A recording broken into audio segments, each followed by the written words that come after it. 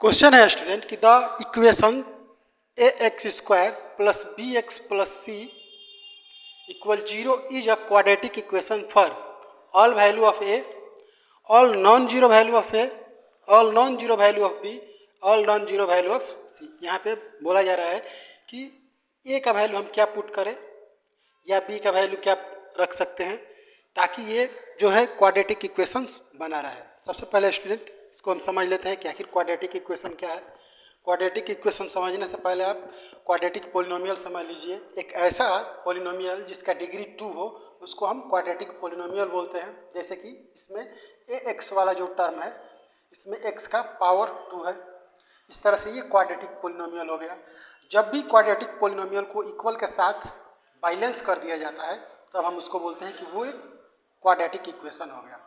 अब स्टूडेंट अगर जैसे कि ऑप्शन ए में दिया गया है ऑल वैल्यू ऑफ ए, अगर ए का वैल्यू अगर हम 0 पुट करेंगे तो ये वाला टर्म यहाँ पे जो होगा 0 हो जाएगा। इस तरह से ये जो एक्सप्रेशन है इसका सिर्फ और सिर्फ लीनियर पार्ट बच जाएगा। इस तरह से इसको हम ये नहीं कह सकते। उसके बाद अगर मान लीजिए कि यहाँ पे बी एक्स प्लस सी जो है इक्वल में 0, ये क्वाड्रेटिक नहीं रह जाएगा।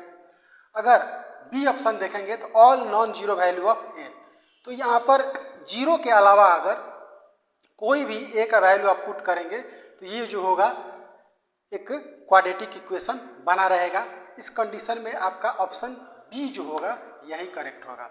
आशा करते हैं स्टूडेंट आप समझ गए होंगे।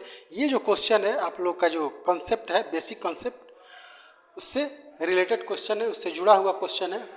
अगर यहाँ पे जैसे कि ये जो होता है क्वाड्रेटिक इक्वेशन का जो जनरल फॉर्म होता है वो होता है A X square plus B X plus C, इसी फॉर्म में होता है। ये दोनों टर्म जो है ये 0 हो सकते हैं यहाँ पे। जैसे कि जो ये वाला पार्ट है यहाँ पे 0 भी पुट कर सकते हैं बी का वैल्यू, या नॉन जीरो कोई नंबर पुट कर सकते हैं। सी के जगह पे भी 0 पुट किया जा सकता है या 0 के अलावा कुछ भी पुट किया जा सकता है। उससे इसके जो बेसिक स्ट्रक्चर होगा क्वाड्रेटिक इक्वेशन का, मतलब कि इसका जो ये उसके बाद भी क्वाड्रेटिक इक्वेशन कहलाएगा। लेकिन अगर यहाँ पर अगर 0 आप पुट करते हैं ए का वैल्यू तो ये क्वाड्रेटिक इक्वेशन नहीं कहलाएगा। आशा करते हैं आप लोग समझ गए होंगे। धन्यवाद।